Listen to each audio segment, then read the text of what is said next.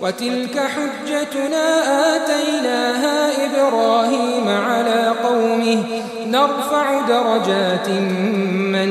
نشاء إن ربك حكيم عليم ووهبنا له إسحاق ويعقوب كلا هدينا ونوحا هدينا من قبل ومن ذريته داود وسليمان وأيوب ويوسف وموسى وهارون وكذلك نجزي المحسنين وزكريا ويحيى وعيسى وإلياس كل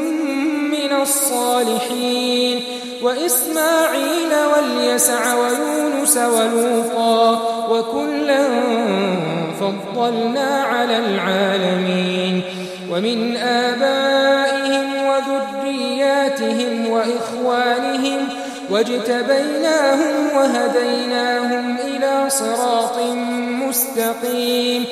ذلك هدى الله يهدي به من يشاء من عباده ولو أشركوا لحبط عنهم ما كانوا يعملون أولئك الذين آتيناهم الكتاب والحكم والنبوة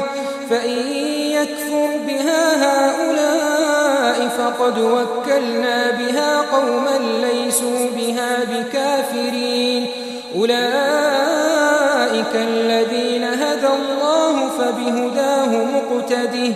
قل لا أسألكم عليه أجرا إن هو إلا ذكرى للعالمين